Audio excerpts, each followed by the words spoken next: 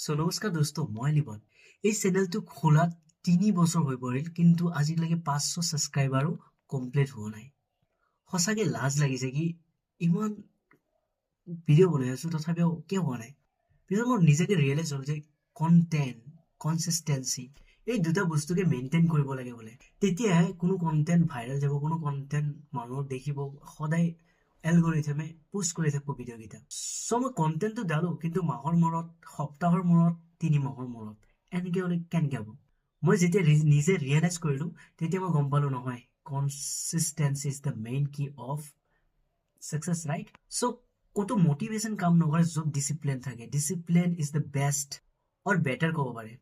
মই এটা কথা কওঁ যে মোৰ কমিউনিকেশ্যন স্কিলটো ইমানো সেই নহয়। মই ভাবিছো যে ডেইলি এটা ভিডিঅ' দিম আৰু মোৰ কমিউনিকেশ্যন চিষ্টেমটো অলপ কৰি এই কমিউনিকেশ্যনৰ কাৰণে মই যি জানো সেইটো ভালকে ডেলিভাৰ কৰিব নোৱাৰো।